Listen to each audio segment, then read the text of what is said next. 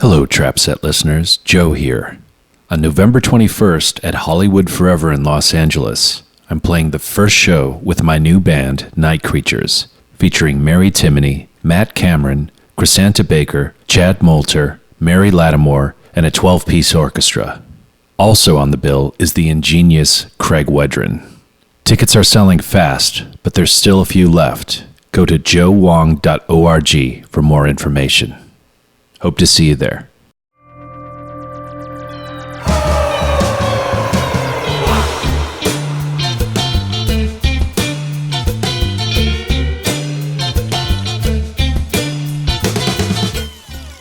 This is Joe Wong. Welcome to the Trap Set. I'd like to play something for you.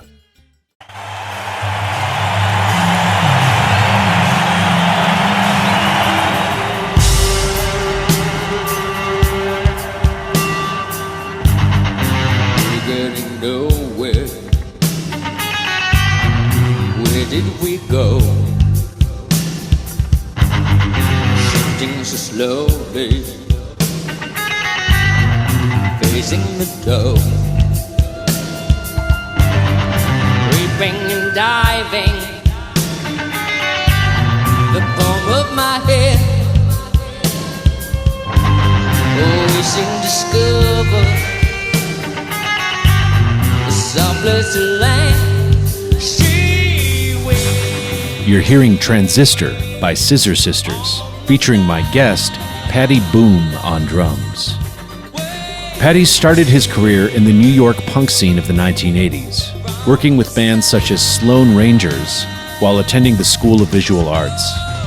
His metronomic groove helped propel the Scissor Sisters to massive success in the early 2000s. But a series of personal catastrophes drove him off the path of rock stardom and forced him back to his creative roots.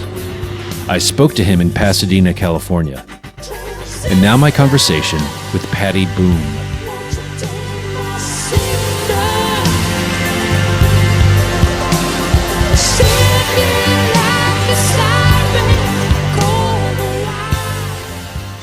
I started smoking cigarettes like first time in high school, so that was like 85, and then it creeps up on you. And I smoked pretty hardcore for like a solid 15 years, and then I quit in 2010, and then I just fell for the bait like a few months ago. I was like, had a couple of drinks. I was like, I'll check that out. And now I find myself buying them. It's like, oh shit! Once you start buying it, that's when you know that they've got you. I know. I hate it. I absolutely hate it because it's like I don't want anything controlling me, And I feel like that is this little news flash that comes in. It's like, hey, you might need that right now, and especially after every drink, you're like, oh, I definitely need that right now. Mm-hmm. I never wake up and think about it. It's just the combination of like, Yeah, earlier this year, I was bumming cigarettes off of people or at a bar or something like that, or if my friends were smoking. It's not a good idea, especially since I started exercising again lately, and it's like, no more of that. Yeah. It'll fucking make me puke now. Oh. What are you doing for work these days? You said you're out here for work. Well, I'm doing recording tomorrow with my friend Sylvia Black, who's a great artist. I met her in New York. And we're working on a Halloween song tomorrow, and we're going to see what else we can do. So that was that's one of the reasons I came out here. And also, I knew if I came out here, I was going to try to hook up with you. So it's kind of a double, triple. It's too much pressure on me, man. No, it's good. It's no pressure, man. It's no pressure. I mean, I didn't want to come out here unless I was doing something productive, It's so crazy, dude, because like I did a little bit of research on through your site. And crazy enough that the guy I'm staying with, I met through Kirschenbaum and Bond. Oh, really? Yeah, and I know you work for them. Like I saw on your site that you had some work that you did with that. A long time ago, yeah. Well, dude, I met this guy in 92. Mm-hmm.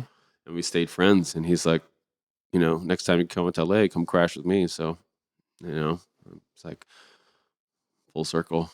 Well, you went to school for advertising, right? I did. But let's go back a little bit further. Where did you grow up? I was born in Boston, But if you, Your Wikipedia page says that you were born in like Singapore or something. And I was like, oh, maybe his father was in the military or something. no, I'm going to, for the record, Boston, but I like the misinformation. I mean, Singapore sounds way cooler than Boston. So wait, did you go into Wikipedia yourself and put fake facts on there? I had nothing to do with any of my Wikipedia page. Okay.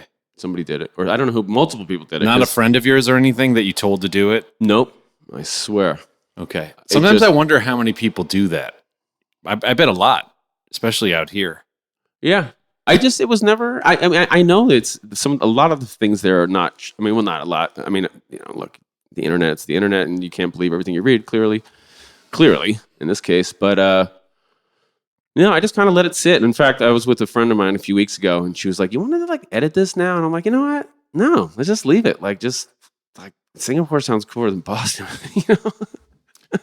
What part of Boston did you grow up in? Well, I didn't grow up in Boston. I was born in Boston, but I moved to my mother and father separated when I was like two, I guess. And we moved. My mom moved a bunch of times when I was a baby. Like my mom moved some crazy number. Like I'm gonna say like 13 times in like 8 years, something insane. My father he struggled with his work, and he had some issues with staying on point, if you know what I mean, struggling with alcoholism, and he lost a lot of jobs. And my mom got fed up at one point, was like, I'm taking you and your sisters and we're out of here. Younger or older sisters? Older. Okay. Yeah. So my mom was 27, single mom with 3 kids, and she split. And we moved to Connecticut. We lived there for a while. And then we settled in Chappaqua, New York, which is an hour outside the city. And I grew up there from, time I was like, I don't know, 4 or 5 till I went to SVA and I moved out of the house in 86. And then never really, I mean, I came back for summers, occasionally, but I was basically moved to the city, New York City, on my 18th birthday. I think my second day of school, September 6th, 1986, I moved to the city. I went to school of visual arts, and it was like from suburbia to, I lived in our school of visual arts at the time was super low tech. Now it's like a super, advanced, many, it's just like light years from what it was when I went there. But there was probably like a couple Macintosh computers there on campus when you were there, right? Like, and that's about it. Yeah. Senior year, I had, it was like, what they call it, like newspaper layout or something. And we had those little square, like 8-inch box Macs, and it was like type styler or something. And, it was like, this is crazy. I mean, it was still, I was at the end of the analog era, and we were just, we had nothing at that school. I mean, I was still doing ruling pens, I was doing graphics and advertising with pen and ink and pencils and, measuring shit out. And then, it's like, now we know what happens. But yeah, no, I moved to the city. Like, I think it was seems like it gives you a good foundation though. Oh, 100%. Yeah. Because it's like, you're learning a craft, if you just, there's no tactile experiences these days with digital, there's, pressing the keyboard or there's using the mouse, but to know how, to have a pen in your hand and a pencil and paper and just, you get to construct something and feel it in a different way than you do now. Everything's so like in your brain, but the tactile nature of things is really, I think, what helps set your foundation, It's like music, drums too. Same thing with drums, It's like what I was gonna say going back to like when I moved to the city, like the second day, my school was super crazy at the time because we didn't have a dorm, right? We had a YMCA. We had 2 floors of a YMCA, and at that time, School of Visual Arts had 2 floors or maybe 3 floors. Parsons had a floor. New School, I think, had a floor. So there was like this like mini art mecca, for students. And in fact, I think the second day of school, I think school started. I think it was okay. School started on a Monday. I think I got there on a Friday or Saturday. But Sunday, day 2 of being at school, Jodie Foster's Army was playing at CBGB's, and I was like, yes, I'm like in New York City. I'm seeing JFA. Like it's on, man. How did you know about that stuff? JFA? Yeah, how did you know about, CBGBs and punk rock and everything by then? My older sister, Jennifer, was really into music, and she went to SUNY Purchase, and then she went to Pratt, in the 80s, and so she really showed me the way for a lot of stuff. But basically, I had a couple, like, my best buddy, Henrik, we were both really into punk rock and, Bad Brains and JFA, and we were sharing tapes and stuff. But, CBGBs had the Sunday matinees, the hardcore ones, and that was one of the reasons I wanted to move to New York City, is because I'd seen, like, I don't know, a handful of really incredible shows early on. But I was basically drawn to the city because of music, and art, but art was kind of secondary. I was just, I had come in and seen a couple shows. I just remember, like, blew my mind, and I was like, because I was a really terrible student except for art, I almost failed out of high school. Sophomore year, I got I would just barely got by. I think my mom really hooked me up in getting me through. And I did a stint in private school for like 6 months, and I hated it, Catholic school. I'm like, I don't know what the fuck I'm going to do. But then I started, really getting into punk rock, and, I saw, like, it was great. I remember seeing, like, my buddy Henrik and I, we had something we called the Dead Weekends. And I remember, like, in the fall of 85, I think it was, we saw Dead Kennedys on Friday night, and then we saw the Grateful Dead on Saturday night. So that was like our Dead Weekend. But no, I came in the city, man. It's like, I remember seeing, like, Murphy's Law, like, on a Tuesday night at Danceteria. They went on at like midnight. And I was like, holy shit, this is going on every night? On stage, punk rock, smoking weed, drinking beer, like, people going nuts, like Danceteria. I was like, what the fuck? I need more of this. And then I saw, like, Cro-Mags that same couple months later, and I saw the Replacements. That I just remember all these shows. They just stick out in my mind because it was like, that was the magnet, man. I was like, I wasn't going to liberal arts school. I don't know. I applied to one school. It was School of Visual Arts, and basically at that time, it's like, remember there's this thing like Draw Skippy. Remember those things, like in Boys Life magazine? It's like, draw Skippy, and you can, basically it's School of Visual Arts. It's like, if you could draw Skippy, you could get in the School of Visual Arts. It's like they were just taking, like, anybody. It's like, come on in. It was really cheap at the time, so I got in, but I never really interested in school as much as I was interested in music. Did you play in bands in high school? I had one band. We just played covers, and we get super stoned and hang out in the basement. And, like, Grateful Dead covers? Was that actually, it's funny. It was such a crazy mix. I'm thinking about the set now. We did do a Dead song. We just butchered everything, but it was like, we did Fire in the Mountain by Grateful Dead, but then we did, like, Problems by Sex Pistols, What's My Name by The Clash, Let's Do It in the Road, Beatles. I think we did kind of really butchered, like, I Will Follow You Too, stuff like that. It was just covers, but it was super fun. I remember, like, the first show we did, I was like, yeah. I don't know. I always wanted to be a drummer, Like, I just remember watching. There was a girl in my music class, and I remember it was really, like, I forget what her name is now, but I remember she had short red hair, and she was a drummer. Like, I want to play drums, Just always remember thinking the sound, and and that was really it stuck with me. And then years later, well, not that many years later, but I got rid of the clarinet. I just hated changing the reeds and the spit and all that. It was, like, not my thing.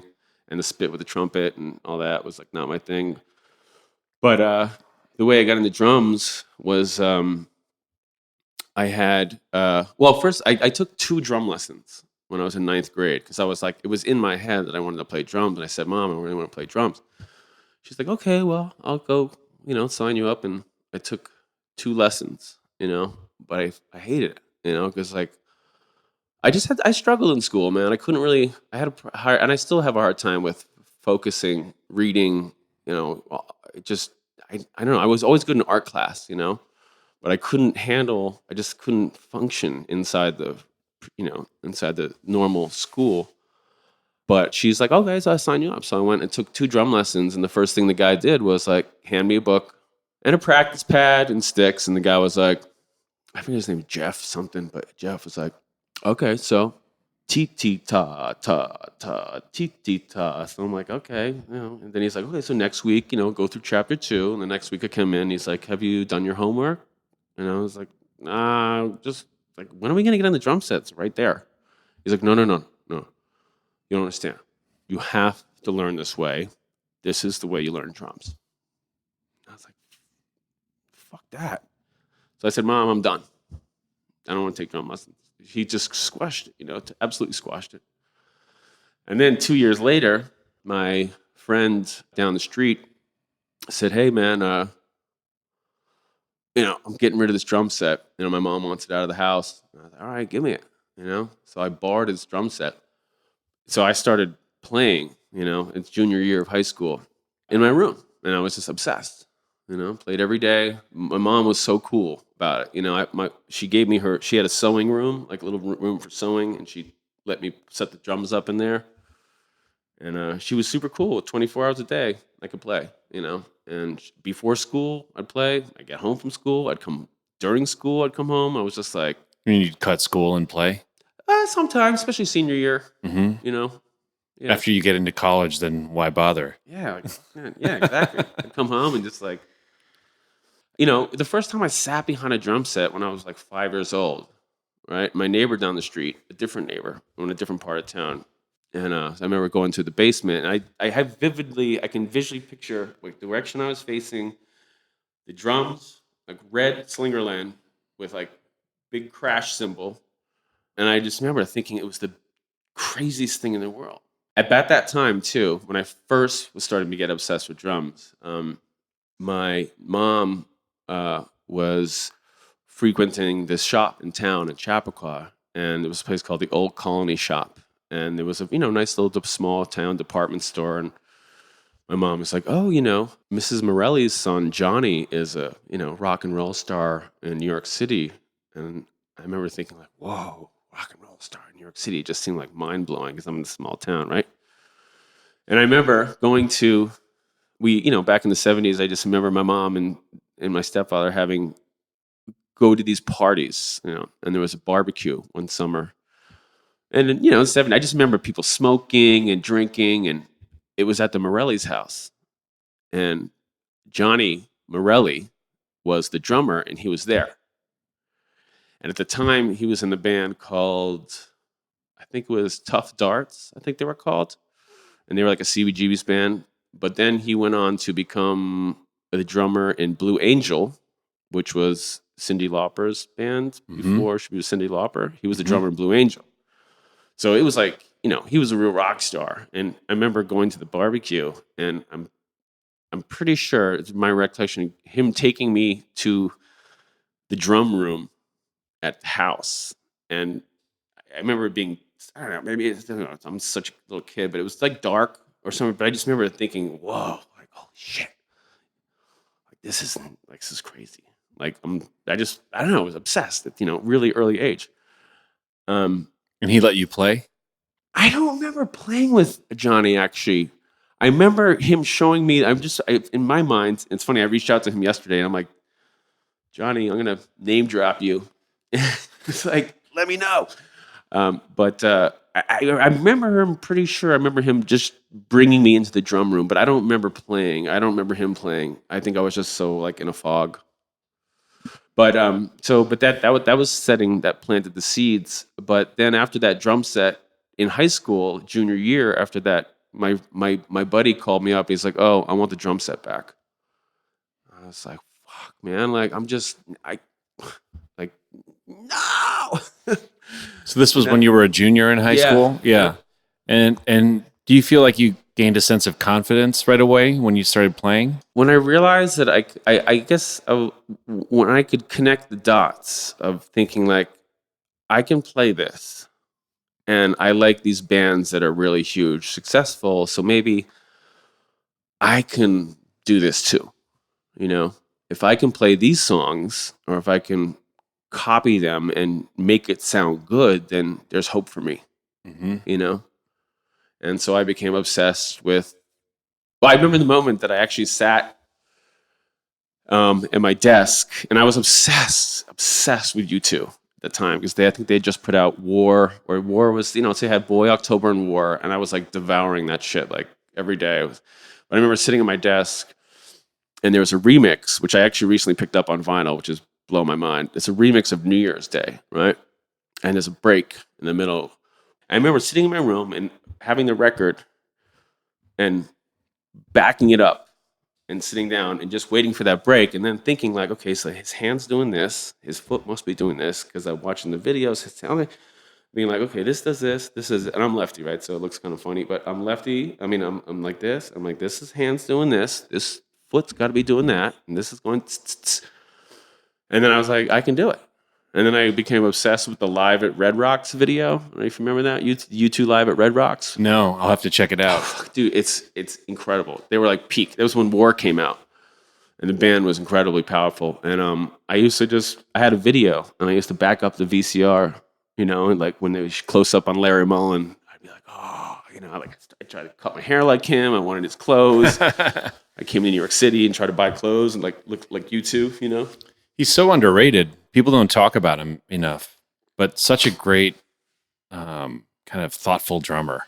Yeah. And powerful. 100%. But, you don't hear his name mentioned with the greats, but he really is. Exactly. No, I totally agree. I mean, look, if you look at those first few records, I mean, I'm not really interested in you too much anymore. You just kind of grow out of certain things. And I think he's, I hate to say it, but it's like U2's music just is it's just not my cup of tea anymore. I just think, but his early shit, man, if you listen to like I Threw a Brick Through a Window, and you listen to like Electrico, and you listen to Gloria, and you listen to like some of these early songs, he had really interesting, very minimal, but very tastefully executed drum patterns. And in fact, I'll tell you a crazy story. So about 5 years ago, I was in New York City, and I went to some after party. It was like my friend was doing something with some Duran Duran show or something. And at the end of the night, I go down to smoke a cigarette. It's like 2 a.m. I'm with a couple of friends, and I go down to like, bumming, getting a cigarette. And I go to the guy next to me. I'm like, hey, can I get a light? And he's like, yeah, sure. And he's lighting it. I look up. I'm like, are you Larry Mullen Jr.? You too? He's like, yeah. I was like, oh, shit. And like in my mind, it's like that Greg Brady moment where it's like, oh. So I'm like, I'm like freaking the fuck out, And so I'm smoking a cigarette with him. And then just at the moment, I'm just like, starting to get into a cigarette. My friend looks over and she says, hey, we're going to the diner.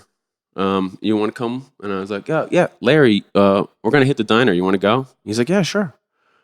So my friend's car was parked around the corner. So then I'm like, if somebody was going to tell me when I was like 13, 14, 12 years old that I'd be sitting in a car with the drummer U2, I would have never fucking believed you, So we get in the car and I go to him. I'm like, and I'm kind of like a little bit buzzed. I said, Larry, something I always wanted to ask you. He's like, what?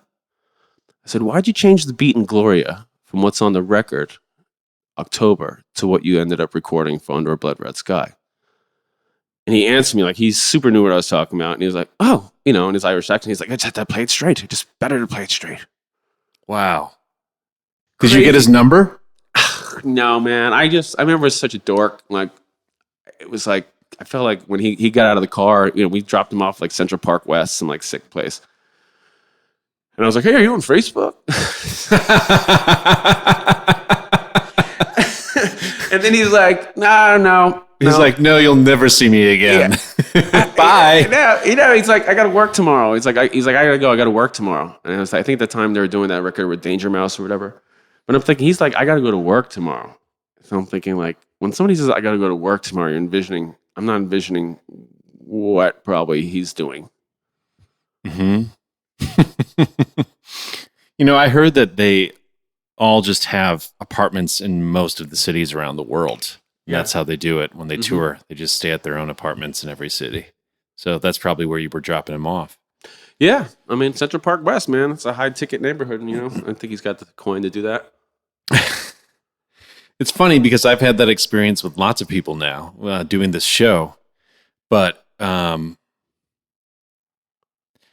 so it doesn't really. I don't really get starstruck anymore, except Right. once in a while I'll be talking to someone and halfway through their face will seem familiar to me, and I'll be like, right, I know who this person is, and I've known who this person is my whole life.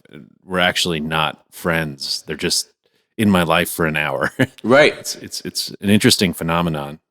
Yeah, it's crazy, man. Well, when you meet your idols, it's trippy. But going back to the Larry thing too. I remember when I was in Scissor Sisters, the NME, they had their year-end wrap-up issue, and they asked artists what their favorite songs were, and Larry had said, Larry Mullen Jr. had said, "Mary" by Scissor Sisters was his favorite song that year, and I remember mentioning that to him because I guess he had a sister, if I'm not mistaken, her sister Mary died or something like around that time, so it was like a really special thing, and that's a really beautiful song, and we connected about that, but.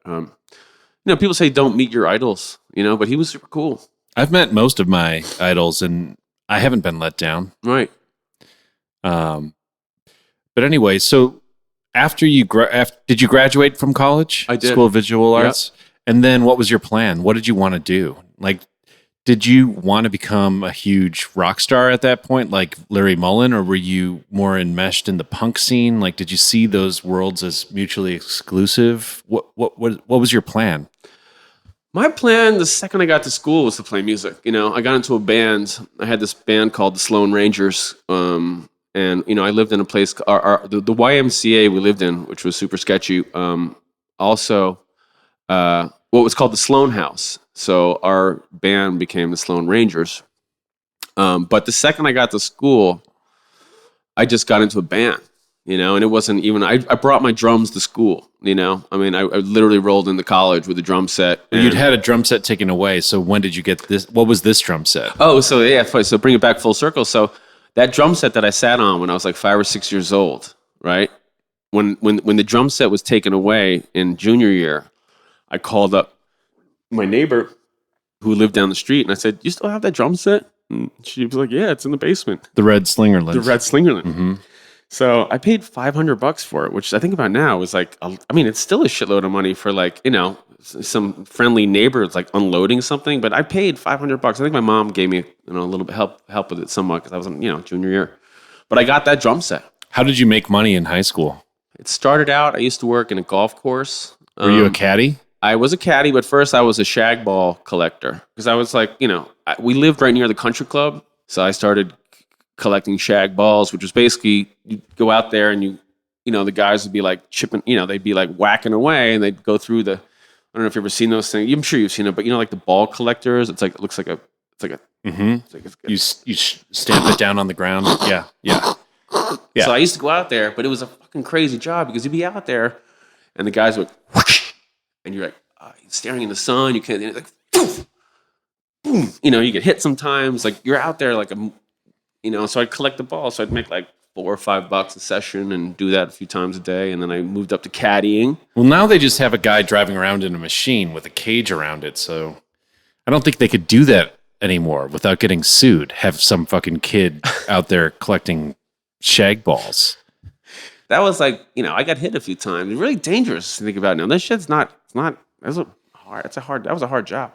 But then I moved up to caddying. But I remember my first loop, I carried one bag, and it was like a 4-hour course. Mm-hmm. I got $10, my first day. My friend's dad was like, "You didn't hustle." Oh man. And I was like, "Fucking what?" I just had to follow your ass into the woods to find your balls every 5 minutes, and I get $10. I just thought it was total bullshit. But I stuck with it, That's how I got through college. I mean, not college. High school was like caddying, and that was the only very few options, Oh, but you know what I wanted to mention? It was funny after listening to so many of your shows. There's all these like points of conversation you've had with people that I'm connected to. Okay. For example, the first day I got off the elevator at school, like one of the first dudes I see is Damon Locks. Mm-hmm. And I'd never seen a black guy, punk rocker, in my life.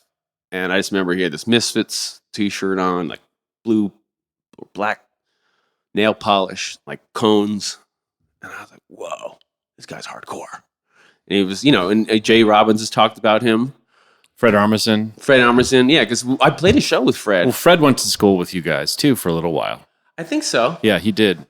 He went to school there, and then everybody moved to. They moved. Damon and Fred and those guys moved to Chicago. Yep. I have a sticker. In fact, I still have that drum set, that red Slingerland. And it has a trench mouth sticker on it? No. It has a Fred sticker on it. Oh. A handmade Fred sticker, because Fred was in a band called Fred. Ah. And it's literally like an Avery address label with like a hand-printed like stamp that says Fred. But no, it's crazy because you've had Jay Robbins on, you've had Pete Moffat on, and I've just heard these stories, and I'm like... And those guys were playing in Government Issue around that time when you were in college. Yeah. Yep. And in fact, I remember Damon turned me on the Government Issue, and he turned me on to all this shit. I mean, he opened up so much for me. I mean, he in fact, I still have cassettes that he made me. He moved down to, I think lived on 25th Street, right? And I think second year of college, we became better friends. And I remember going to his house, and he just schooled me. And he sat me down. He was like, "You know this?" I'm like, "No." "You know this? You know this? You know this? You know this?" And he made me 2 90-minute cassettes, which I still have, and they're the sickest compilations. Like, you still have them? Yeah, totally. I mean, I'm not good at hanging on to stuff like that. Well, I'm good with hanging on things that mean a lot to me, and very few things mean a lot to me, but music is one of them. I'll purge anything but quality vinyl or cassettes, especially handmade shit. I mean, Damon wrote all the, I remember he turned me on to Chili Peppers. I'd never heard them before, and he played me "No Chump Love Sucker," which is like a sick track, and I'm like, who are these guys? And it was like, oh shit, he just blew my mind, and then he subsequently made me Government Issue compilation, and Peter and the Test Tube Babies. Like, he just had all the shit. He had singles, he had singles, and he was, I think he's from DC. I think he was from or something originally, but he had all the DC stuff. And he was like, I remember he was like, oh, Government Issues on tour, and Jay is gonna be in New York next week or whatever. And I remember just thinking, holy shit, like, it just got real,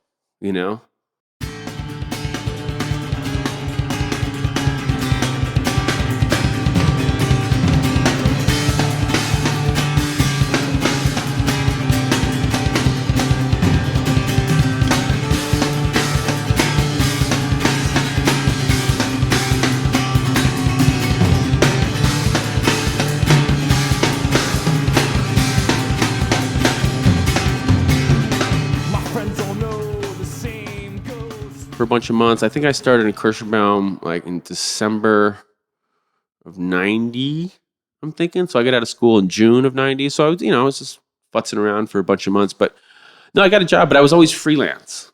I had a freelance gig. So you could go on tour? Well, I could go on tour in New York City, meaning like you could play at that time. There was like 6 or 7 clubs that you could just hit, and they were good. And they were, New York was a lot more. It was just such a just in Manhattan. You're talking about, yeah, totally. There were so many great clubs, but I was. They wanted to hire me on more than one occasion at Kirschenbaum and also, some other jobs I had. But I wasn't. And the cool thing about Kirschenbaum though at the time was that I was in the studio, right, working the art studio, and there was a stereo system, and I was just like basically DJing all day, every day when I was working, which was every day. So I'd come in with these mixtapes, and the art director, he would like, say, "Oh, turn it up," and so we turn up like whatever song it was, and I loved going to work because I could, the best thing was like being able to be around creative people, and that was the best part, seeing minds working and seeing ideas get executed, and just I worked with some really talented people, and it blew my mind open in terms of the concepts that were being delivered, and also seeing the art direction that was being delivered. And I was never a great art director. I was never a great graphic designer, but I used all those influences to help make sick posters, man. I have a crazy poster collection of stuff that I designed still. And I've got so many different things that I created, cassettes, because I had all the tools too. And my job all day was to use these tools. And I was using those tools to do my shit just as much as I was using it to do the stuff that I was being paid to do. Because when there wasn't anything to do, I'd be like, oh, let me bang out this cassette cover. Let me scan this in. Let's Xerox this. And boom, boom. Let's crank these out. But I went to Africa, and I was studying djembe at the time, and I went. Did you go to Senegal or something? I went to Senegal. Well, I went to Africa twice. I went to Senegal one time, but I went to Guinea, West Africa. That was the first time I went to Guinea, and I'd been working for a couple years, and I'd been studying djembe, and I got obsessed with djembe. Just the whole just was blowing my mind. And my teacher was like, "Hey, I'm going to go to Africa, do a little trip," and I was like, "That sounds good to me," And so I went, but before I went, my boss was like, "Well, this is not a good. It's not a good example if you just take off, and so, if you go, that's kind of it." And I was like, "Well, I guess that's it." Yeah. And I went to Africa, and that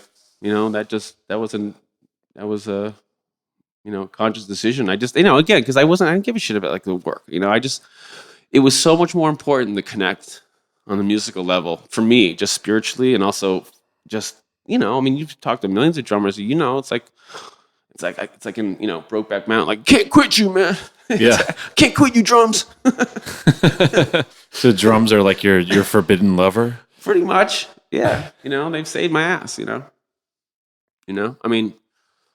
That that feeling, of playing, and it's just, you're a drummer, man. It's nothing. It's weird. It's like I always think about this too. It's like, think about everyone comes out of woman produces a child, right? And if you look at like what these children do, like somebody becomes a violin player, somebody's a engineer, somebody's whatever. All these different things that we do. But drums is just like, it's just weird when it gets its hooks in you, And like I know some people have given up, music. Oh, I don't do that anymore and stuff like that, and that's cool. But I've never been able to give it up. Did you ever want to give it up? Did I ever want to give it up? Never wanted to give it up. But my passion has waned on and off through the years. I feel like now I'm back into it. But I went through a fucking just a bunch of years that were just absolutely horrible. And it's hard to do anything when you're depressed. You can't. When you can't put like toothpaste on a toothbrush because that seems like a big deal. Like that's scary shit. When did that start happening? Well, it's. Has it been with you your whole life? Depression?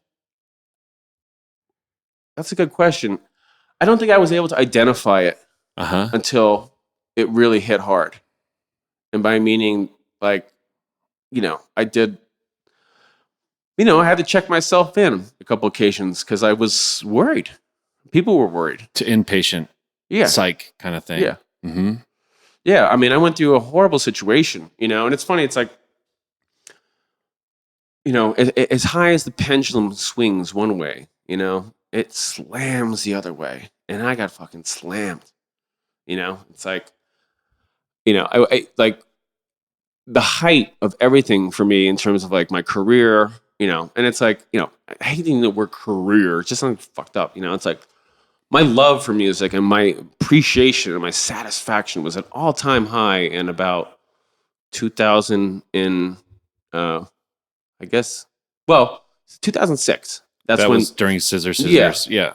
It really peaked in terms of like, it's like, people say you can only unwrap the gift once, right? And that gift was unwrapped at like Live 8 in 2005. We played for like over 200,000 people. And I was like, holy shit. I remember looking behind the curtain, like, and being like, oh, fuck, man, there's like a lot of people out in Hyde Park. The place was packed. And not to mention the bazillions of people on TV.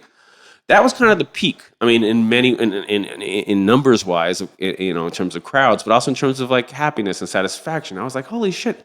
18 months before that, I was putting my shit in a taxi cab. I was making $800 a month for like a year with Scissor Sisters, and then it was like, you're getting paid $1 bazillion to do a few shows. Are you down? Like, yeah. So, but that, July of 2005, there's a picture I have on my wall. And whenever I stop and think about it, like, I have to just, take a deep breath, which I remind myself, take a deep breath. But like Paul McCartney asked me for my autograph, right? And I have a picture to prove it because I still can't believe it happened. But we played Live 8, right? So it was like U2, Paul McCartney, Pink Floyd's last show, Madonna. Like that was a sick bill, and Scissor Sisters. And we had the number one record that year. We outsold everybody, which is a mind fuck. This like crazy little, disco gay band from New York City is like toppled U2 and Kings of Leon and everybody that year in England. It was like it was like the little engine that could, and we did. That was sick. So cool. I mean, I love that moment. I love that band. Well, so when did you and Paul hook up? Like what was the situation when he asked you for your autograph? Was it backstage at Live 8? Yeah. I mean, he was just being demonstrative and being like, "Give me your autograph." No, he was super, super chill. He was like, so it was crazy because like we just played, and I was like, did I just do that? Like, holy shit. It was like, I remember that's one of the only times where I really felt like I was going to have a heart attack. I mean, not like, but I remember thinking like, I got to start off. We played with click tracks, but I was leading the songs every time. I remember being like, I got to walk out there in front of 200,000 people and go, like, what if I just like, my muscle spasm or crazy, something happens and like, it's all going to explode and I'm going to disintegrate and the world's going to catch on fire. It was like, I just remember thinking all these thoughts, but then it was like, once I got going, it's like, I got this, and I watched the video. I'm like, I totally had that. But I was scared. But so anyway, so we do the show, everything's super crazy. And then backstage, it was like a crazy clusterfuck of celebrities, man. It was like looking around. I remember it's like, oh, there's Slash, there's Brad Pitt, there's Jerry Hall, there's, like just everybody who wanted to be there was there. And we had just played, and it's so crazy because I remember I just gotten a massage after the show, and I had my face in like this, when you lie down on the massage thing and your face is in that like circular thing. Mm-hmm. And I remember getting up from the massage and like I had this kind of red ring around my face. And like 3 seconds later, I walk out of the massage room and Paul McCartney is talking to Anna Metronomic from Scissor Sisters. And I walk out, I'm like, holy shit, she's talking to Paul McCartney.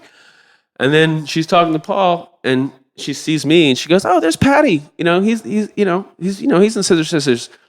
I mean, he's the drummer in Scissor Sisters. He's like, mate, come on over. Will you sign my program? He's like, my daughter's a huge fan. Wow. So, and my friend, Nikki Sims, is a photographer, and she was right there to capture the moment. And I got it hanging on my wall because I was just like, and that was kind of the apex, That was the fucking moment, man. It's like, it doesn't get bigger than this. It doesn't get bigger. And it never will be. Rock and roll will never be the same again. In terms of that moment, in terms of those bands. Because, look, everyone's kicking off. Mm-hmm.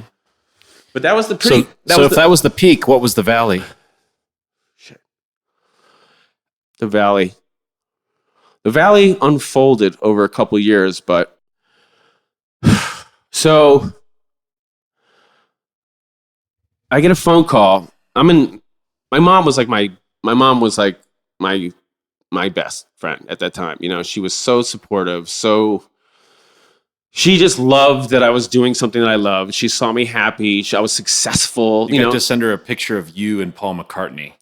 Or was she there? No. But she called me. I mean, I called her and she's like, who do you see? Who do you see? Tell me. Because she was like really, she was like celebrities and stuff. And she was like, oh my God, who do you see? Who's there? She was super psyched, and she was like so happy because, and just a few months earlier, we'd played Royal Albert Hall. Scissor Sisters, the band was on fire, and we played Royal Albert Hall, and I flew my mom out, and my mom saw me, and she sat in the Queen's box seats, which she was like told everybody, and she was so super psyched. She's like, my son's in this band, and he's just played Royal Albert Hall, and my mom told me that like Kylie Minogue was like a couple seats away, and was like shooting my mom dirty looks. Because my mom I could hear my mom screaming. Like, I knew my mom's voice. She'd be like, that's my boy.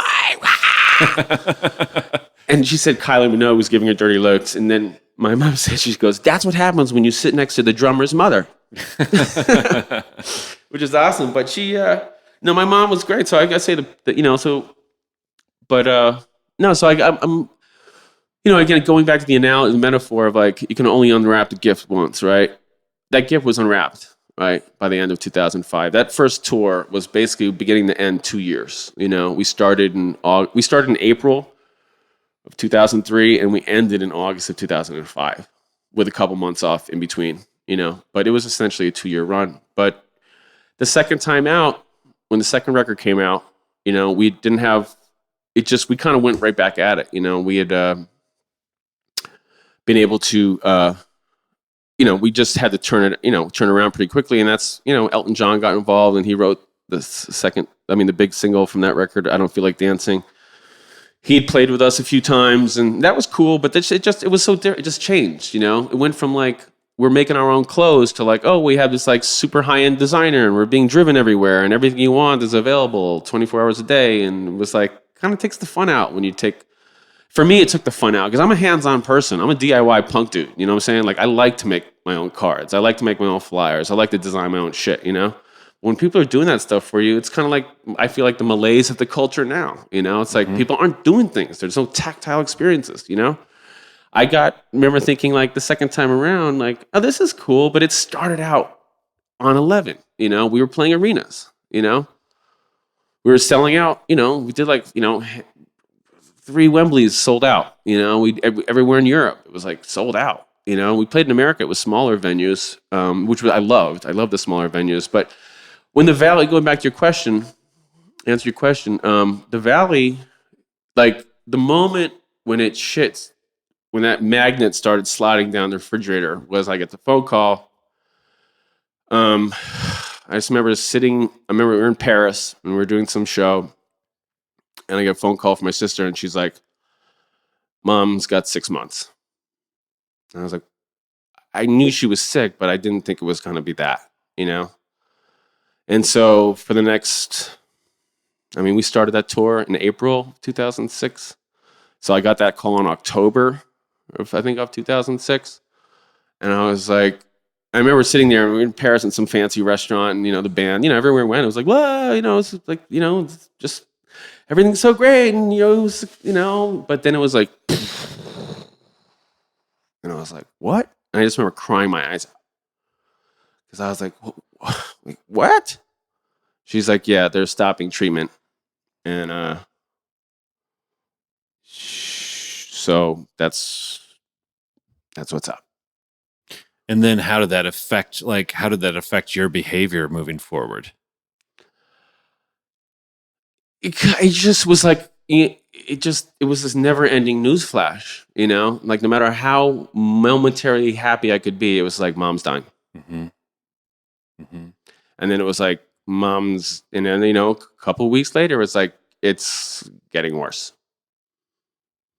And then it was like, you know, and Scissor Sisters was known for this, like, you know, very happy, upbeat stuff. And, you know, I remember being on the tour bus and everyone's like laughing and joking and I'm fucking crying in the back seat. Yeah. You know, like, I'm not supposed to go into press interviews and be like, oh, I'm in this happy, you know, band. And in my mind, it was horror, you know? Yeah. And you had arrived at this place that you thought was the destination of your dreams in your life. Like you were in a popular band. Oh yeah. You were as big as U2 in a way in Europe.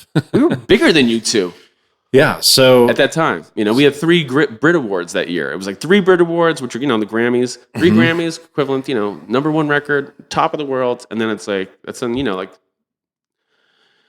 and there's nothing you can do, you know? And so the next few months, it was just hell. Did you get to spend any time with her near the end? Yeah. I left the band to take care of my mother.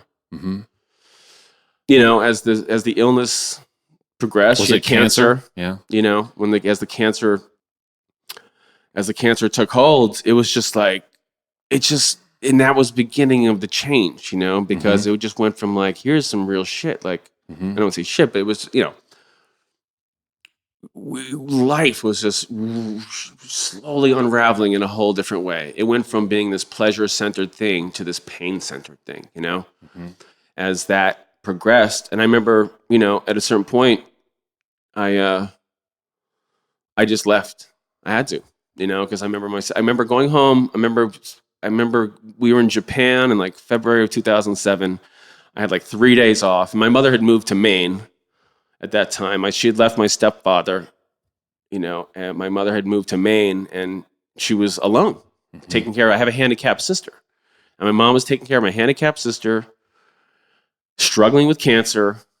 And so I remember being home for like 72 hours, and I flew to Maine, my day off, and I hung out overnight, and we had a beautiful time. And we went, it was, middle of winter, and Maine is fucking brutal. It's like Arctic tundra. And I hung out with my mom, and, we had lunch, and that was like really the last time she was on her feet, and I went back to tour like a couple days later. And then I was just like, I told the man, like, I gotta go. I just couldn't deal with it anymore. It was like the sands through the hourglass, like, it's like my happiness was those little grains of sands going away, and I'm like, I can't do this, and so I left the band, and I'm pretty sure it was like April 5th, 2007. We were in Milan, and I knew this, and it's not like I just dropped it on everybody. They knew what was happening. They saw me blown out. They saw me destroyed by what was happening. And so they had somebody lined up, who ended up taking the job after I left. But I remember being in Milan and just sitting backstage, and I'm like, you guys, I got to roll. Like, I gotta go. Mm-hmm. And I remember like they booked me a flight, and I sat in my hotel that night. I remember getting totally shit-faced, drank like a bunch of wine. And the next day I'm sitting in the airport, and I'm like, fuck, man, like this is the beginning of a different world.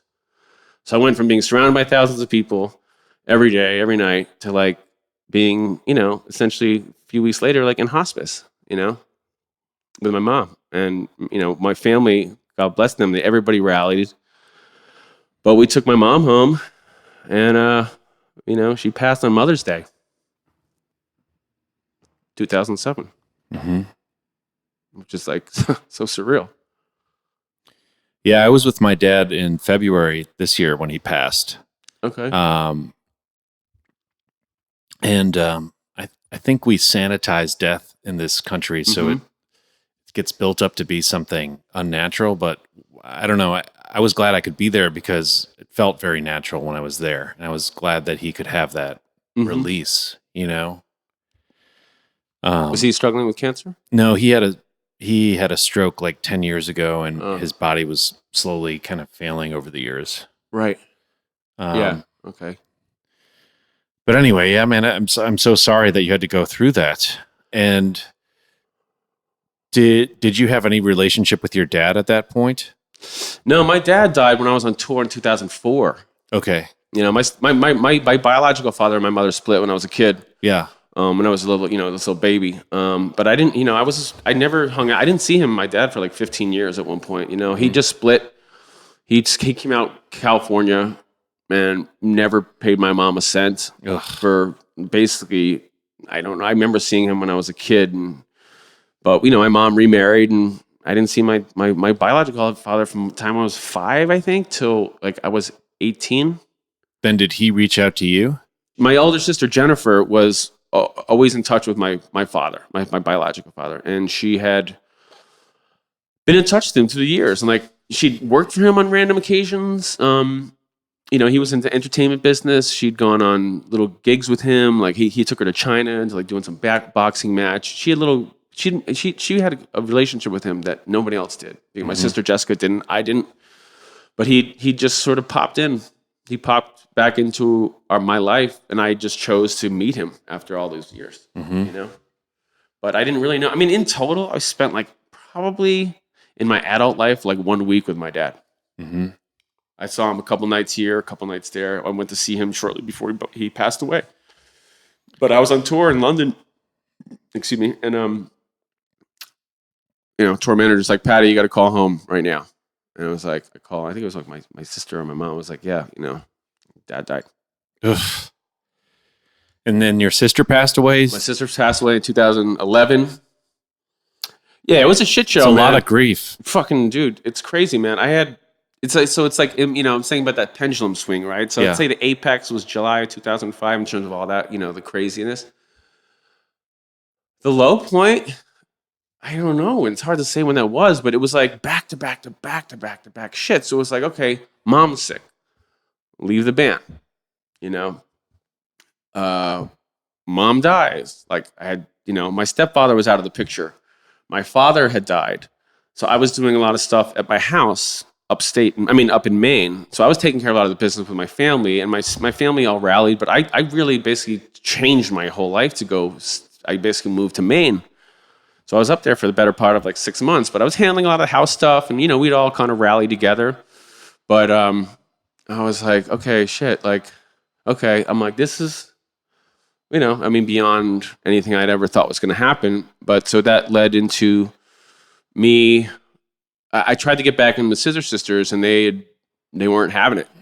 Mm-hmm. They'd found a replacement, and I was so crushed because I'm like, I fucking built this thing with you guys, and you're taking my job away, and it was like, oh, it's just business kind of thing, and I was like, fucking what?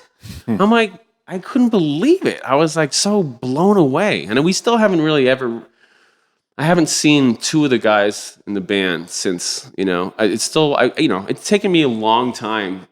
I'm way cooler now with it than I was at the time, because I was like on the heels of losing all that shit. I mean, not shit, but like losing that, feeling all that, and in conjunction with that. So I was like, all right, well, summer of 2008, we'd made a lot of money in Scissor Sisters, because we were getting crazy guarantees. The shows were sold out. Merch was out of control. I bought a house, like, sweet. Like, okay. I bought a house. And then a few months later, I was told that I wasn't wanted back in the band. So I'm like, all right, well, fuck you guys. And, I'm just going to move on. I got the money. I got the house. I got everything I wanted.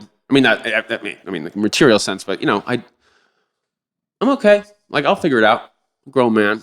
And and I'd moved in with my girlfriend at the time, and things with her started to get real rocky, and really rocky, really, really bad. And I miss her so much.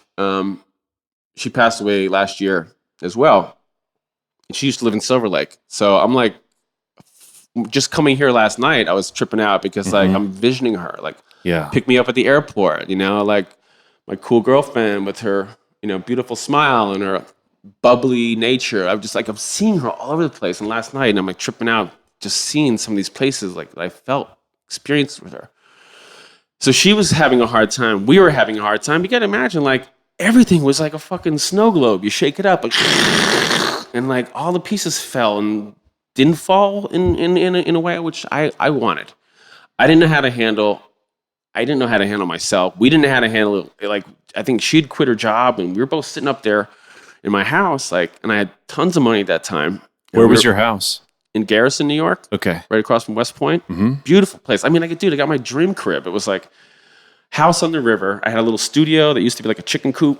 I turned into a drum room. I had first thing I did was like set up a DJ booth in the living room. I had the sound system crushing 2 floors, like river views, like nature, like everything was on. And then it just started crumbling apart. And we had a really hard breakup, really hard break. It didn't go well. And, I met her out here.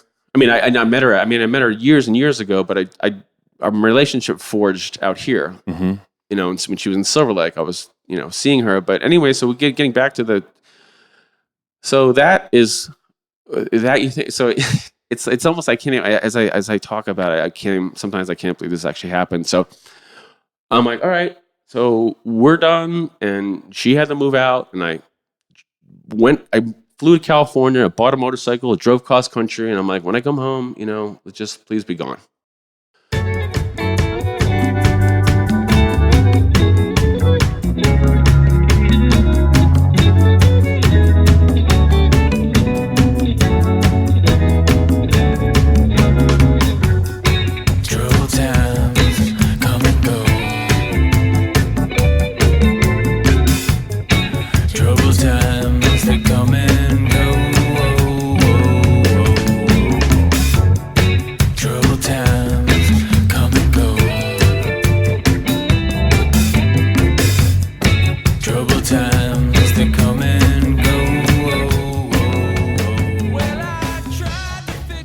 And then the thing that really pushed me over the edge is I get like a piece of registered mail, right? In like February of 2011. And I was thinking, okay, this is like, is it my ex-girlfriend? Is there something going on? I thought, 'cause our thing got real nasty and ugly, and I just didn't know what she was capable of. When it gets like to toxicity, like overdrive level, and you just got to like cut somebody out, like, that's kind of what happened to her. I mean, I loved her to pieces, but I had been, fired Like physically fucked up? Huh? Did it get physical?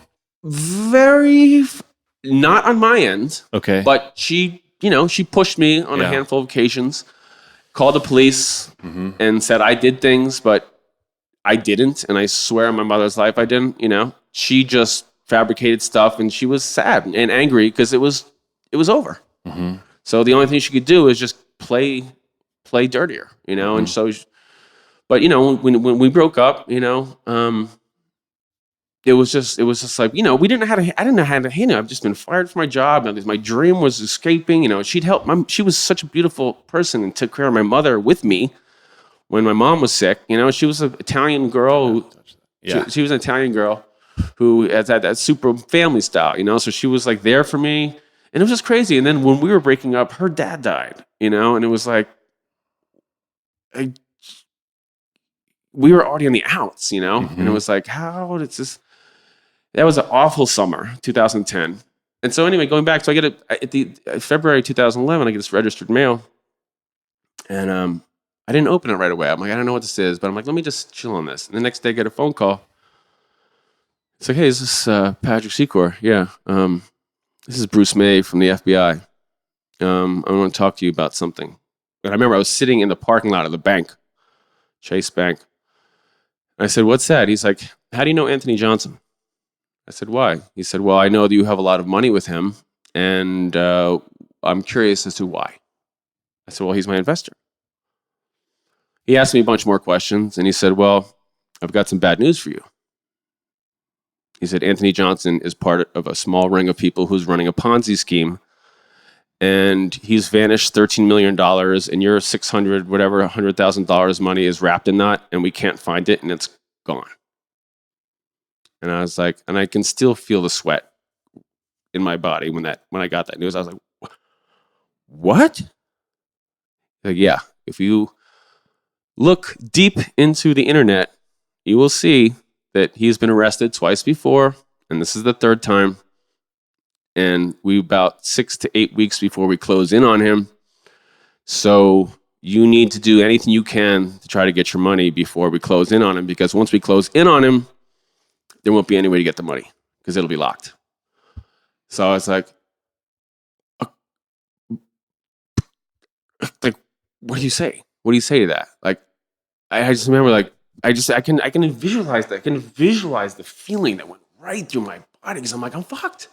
That was all your money? All my money. Yeah.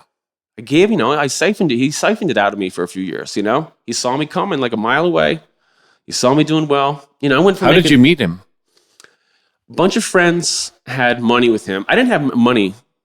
I never had money for anything, I mean, I got by, but I had friends who had money, and when they saw me making money, they were like, oh, well, you should work with Anthony because he's great, and he's like a small time guy, but he'll do house calls. He'll give you the paperwork. He'll give you everything. And he'll get you, decent returns, nothing crazy, but, you get your whatever percentages. So you thought you were playing it safe by going with this guy. Totally. Yeah. And plus, I knew a whole bunch of people that had money with him. So it wasn't just like I picked a number out of the phone book. Yeah. I'm like, okay, I got a few people who've got some coin. Like, yeah, I'm going to trust them. And I didn't investigate anything. I didn't know. I just trusted him. I trusted him. His wife was pregnant. He had just had a baby. He was like super chummy. Like, we had a beach house. He was, I used to go to his Christmas parties. He used to come to my beach house. We used to share a beach house with a bunch of friends. He used to always roll in. I'm like, he's not going to fuck me over. And the government guy said, well, look, it's going down. And so you got to do your best. So I called Anthony, and I remember, it's so weird, and this is one thing I remember when I gave him the money, one time in particular, I gave him a huge check for like $300,000 or something, which I can't even believe I had that much money back then. But I remember giving him a check, like 300 grand. I remember him being like, hey, man, if you ever want your money back, just give me 30 days and I'll get it to you. No problem. I just need a little bit of time and I'll get it. Just no overnight things. I'm like, okay. But I remember thinking, and I remember I can see his face. I can see the doorway. I remember thinking like, that landed wrong. But being like, oh, yeah. Get my paperwork. But then, I remember my name was spelled wrong on one of the invoices. Like, it looked like the letterhead had changed somewhere along the line over a few years. And so I called him up. So I'm, FBI is like, time is of the essence. Find out as much as you can from him because when it's done, it's done. So I invited him over and I set up my iPhone behind like a plant, like some shit from the movies, right? I put it behind a plant and he used to come over like every quarter or whatever and, sit down. But he came over and I said, Anthony, hey, man, so, I'm going to do some renovations on the house. And, so I need some of that money back. And by the way, where's that money? Like, what's it in now? And he's like, oh, I got it in this construction thing here and this company. And I said, okay. So, well, let's start with like $100,000 right now. Can we get like $100,000? And he's like, yeah, sure, no problem. So he comes back the next day and he brings me a check, $100,000. And I'm like, all right, cool. Well, I'm going to try to get most of it within the next month. So, at this point, I think the final number was something like $627,000. Like everything I'd had, everything I'd earned, all my Scissor Sisters money, And he said, okay.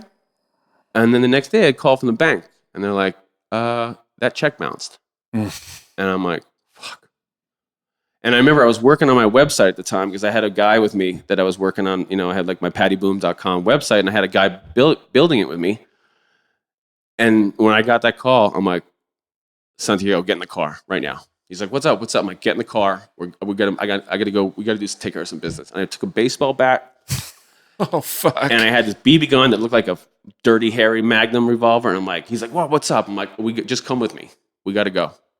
We got to take care of some business. And he's like, what? And so I'm calling Anthony. I'm like, dude, I'm coming over your house right now. And we're going to sort some shit out. He's like, no, don't come over. I'm like, I go to his house and he opens the door and I can't even imagine what I look like, but I'm like, you motherfucker.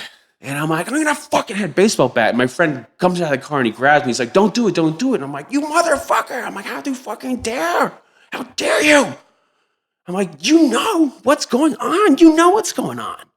He's like, no, I can explain everything. I'm like, no, you can't. You can't. It's too late. I want to kill you. And he's like, no. My friend's like, get in the car. Just don't that's a pretty intense moment, My friend's like, get in the car. And I'm going to like drive away. And he like won't let me back out. He's like behind the car and he's like grabbing the back, windshield. And he's like, no, man, no, I can explain everything. And I'm like, I'm going to run you over. Oh, fuck. And he eventually got out of the way. And then he went on the lam and then turned himself in. And he you gets never out got next year. You never got any of your money back, and nobody else did either. Nope.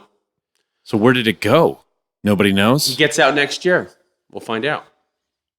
Did you Did you take him to court like in a civil case, or was it not worth it to like? Is it throwing good money after bad? I paid $17,000 in legal fees chasing his ass. So you have a judgment on him. Yeah, I'm the first one. Uh-huh. I was the first in line to pay a lawyer to take anything the second he gets out of jail. And that's next March. I just found out. Well, we'll see what happens. We'll see what happens. In my experience with people like that, it's just like, don't hold your breath. No, But so where are you at right now, like personally and professionally in your life? Like, how are you feeling? Because you said that, so that was like kind of the valley, but has the pendulum swung back in a favorable direction by now? It started to.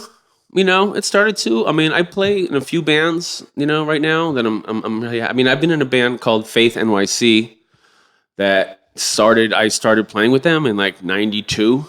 Mm-hmm. And I've been in and out of that band for on and off, but it's a great band. It's like a fusion of, sort of like, imagine like Nina Simone with like Black Uhuru bass and some kind of Hendrixy stuff, so it's super psychedelic power trio. I really like playing with them, but I also have another band, my shameless self-promotion here, Death by Comfort is a brand new thing that I'm doing now. And that's basically all experimental. We have one song that we've done a few times. When I say song, we have what's called the Death by Comfort sing-along, where I sort of, have a little bit of I wouldn't say a rap, but it's like my kind of wannabe Gil Scott-Heron, take on things. Death by Comfort is sort of what I feel is happening to people. Sure. Especially my age now. They get so fucking comfortable, they just start dying. They're like, so Death by Comfort's cool, and then Faith NYC. Good thing you didn't keep all that money, or you'd be too comfortable, man. I know. I think about that sometimes. I mean, times are tight. I mean, you spoke with, a bunch of people. You've talked about bike messengers. Like I've been messengering. I'm DJing a lot now. I'm doing a few different bands. It's taken me a long time to crawl out of the wreckage from that, man. Did you have to sell your house? My house was foreclosed. Bankruptcy. I lost everything, dude. Like, it's crazy, man. I'm still paying for that house that was taken. Wow. Still pay. I mean, that's a crazy thing about this government. It's like, why the fuck am I paying for something that was stolen from me? Why? Yeah. Because I signed a document in Wells Fargo. It's like, I can't believe, so here's the crazy, you think it gets a little sweeter with the when I say sweeter, a little more sour. So when they're finally going back to the Anthony thing, when they're like, okay, he's turned himself in, he went on a lam, he turned himself in, and the judge is trying to figure out what kind of time they want to give him because they add up. He stole from like my friend's like 75-year-old grandmother, her last 50 grand. He's got a real fucking dirtbag. He stole from his family operation too, and there's a whole article came out, and it's like his whole family was involved in fleecing their friends and relatives. It was like a family scumbag business. So anyway, so then when they're like, okay, well, they said, all right, we want to know what the final number was that you lost, because that'll help the judge figure out, equate the financial loss with the time. So I think it was something, like I said before, like something like $627,000 in total that was stolen.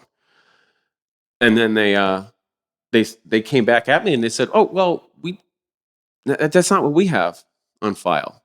I said, "Well, what do you have on file?" They said, "We have like 246 something." I'm like, "Where'd you get that number?" And they're like, "Well, we checked Anthony's records and we saw all the deposits and the withdrawals that you had in your account." And I said, "I didn't touch any of that money." He had stolen my identity and taken 3 different accounts out. And so basically, he was probably paying me with my own money and paying other people. It's typical Ponzi shit. So they had it all wrong.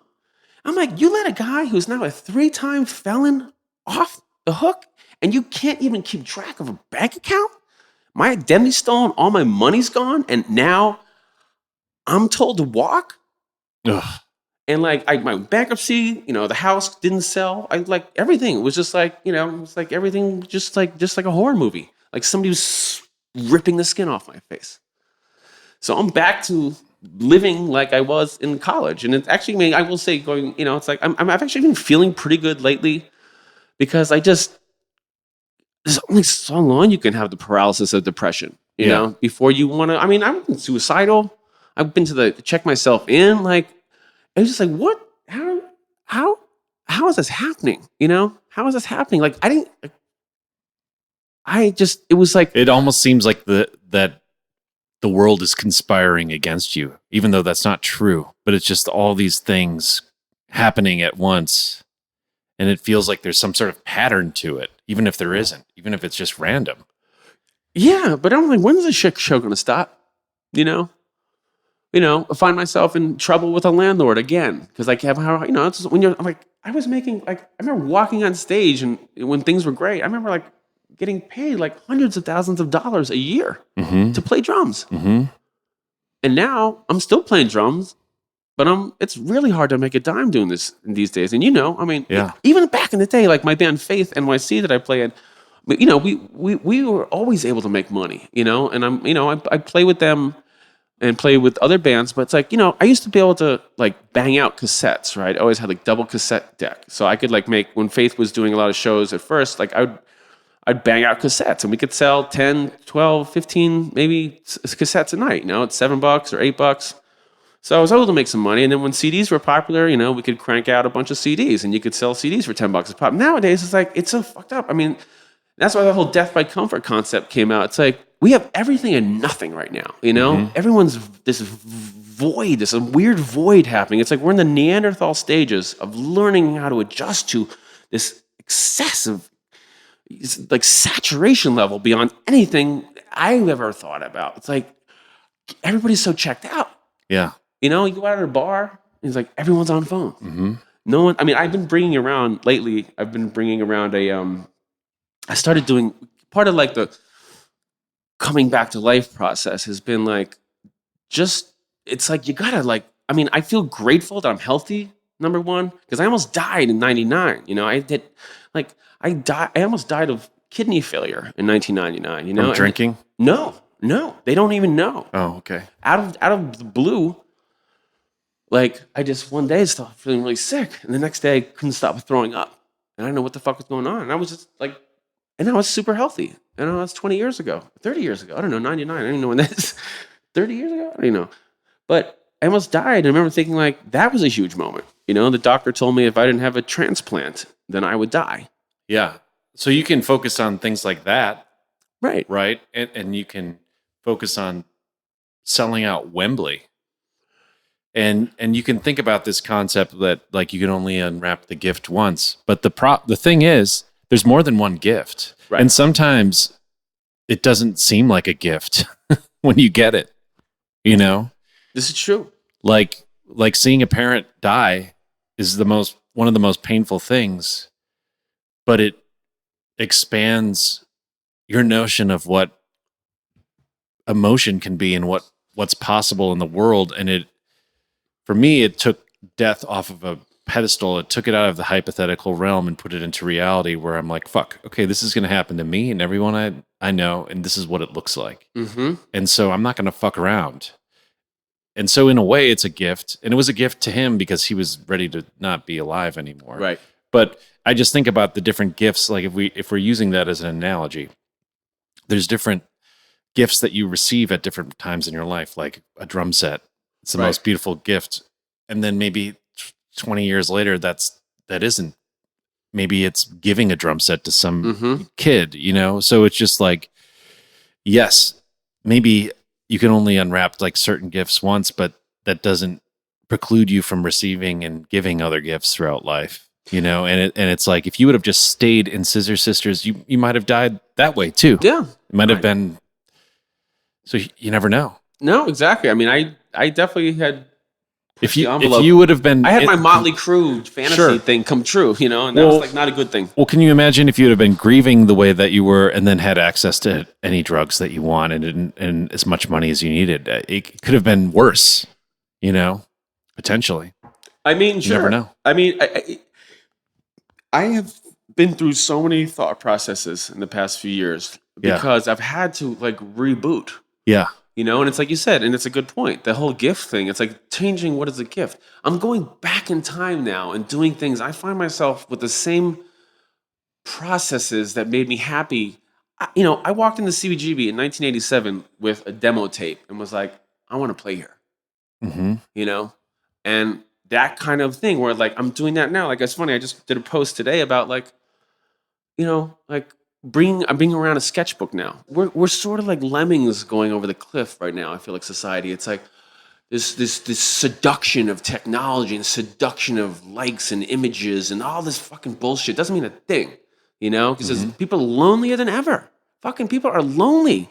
Or at least people like us whose brains weren't developed with that technology to begin with. God. Maybe kids these days are able to experience the same kind of profundity on an iPad, listening to some band on YouTube that they don't even know who it is, as we were, saving up money and buying a record. Like I'm not one to say that our generation had it better or worse, but the bottom line is you're doing what you need to do to access those emotions and to move forward, and so that means going back, taking a step back and using the tools that worked in the first place. Well, exactly. And that's the thing. Like, I don't want to be, I find myself, I went through like anger management classes. I have PTSD. Yeah. I've had like some crazy shit, dude. Yeah. Like, and I thought it was just, And I was the shame of like depression and like Yeah. sitting alone in my room. And, when after this shit went down and when my girlfriend had split and the FBI thing had settled down, like I sat at my house for a couple of years just getting fucked up, and the classic thing. Like, look, when you're scared of the mailman, like you need to check yourself out. I would like turn the lights out at night, like paranoid as hell. Putting like my pajamas on over my pants and like going to the grocery store and shit. Like, Jesus. and it's like, the classic thing, checking out drugs and alcohol. And like that would really, now we know how successful that is for treatment. We know that works for everybody. Not good. But, but going back to the thing, like you said, and I don't, as I get older, like I find myself, I have to check my negativity. I have to check my bitterness at the door because it doesn't serve anybody, especially me. But to appreciate the things in life that are really important. Like I just wrote a little post about like I was having a conversation last night. Like I've been bringing my journal out, my sketchbook to when I go out at night to bars. And I'll just like last night, like gave it to the bartender. And I'm like, hey, just sign your name, write a doodle. What's the word of the day? What'd you eat today? Just anything. So, I mean, this book is incredible. It's like this story of like, and the happiness that people have when you give them a pen and give them a blank piece of paper and say, I want to share this with you. Like people turn into the 4-year-old kids again. Like I can't tell you how many amazing conversations I've had by doing the simplest thing, as said, like the gesture, the gift is sharing something with somebody. And it doesn't have to be money. It's just like, it's like, I care about you. I want you to do something for me. And not for me, but with me. Write in my book, sign something. And even amazing stuff in this book. It's crazy. But anyway, the point being is, last night this guy said, "Oh, they're not vanishing. It's no longer a requirement for kids to know how to handwrite. They're getting rid of cursive in school." So I guess, and I looked it up today. Yeah, it's many states now. Children don't have to learn how to write. I mean, that's scary shit. So I wrote a post today. I'm like, pick up. Send a postcard to your family. Tell somebody you love them. Anything. Just write a joke. Like I'll take like pieces of records and tape them and glue them and just say what's up and send it. I mean, I heard a comedian say something really funny once. He's like, think about the post office, right? Some dude comes, picks up something from your mailbox, and for 50 cents can drive it across country. People are like, forget these things. They're built into our system. And before they disappear, I'm trying to reinvent and just like, I'm listening to I'm riding my bike making money, I'm like listening to Black Flag on my earphones. It's like, this is like I'm back in time warp, But that shit makes me it's so going to happy. lead you to some place new. You know what I mean? Like the time where it's going back to move forward. But in the spirit of, engaging, this podcast is one of the few opportunities I have every week to sit down and have a real conversation with people. And luckily enough, it's kind of like I'm harnessing technology to share it with other people, but it's giving me an excuse to really sit and talk to somebody for an hour or more every week. And I miss that. And anyway, thank you for spending this time with me. Thanks. Paddy Such a Boom, pleasure, thank you for man. being here. It's a pleasure, Joe. Thank you, man.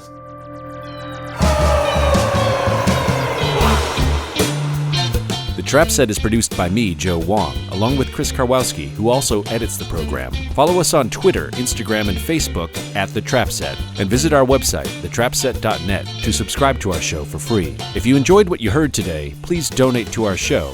If you can't afford to donate, please tell a friend and give us a good rating on iTunes. Send your feedback and guest requests to thetrapset@gmail.com.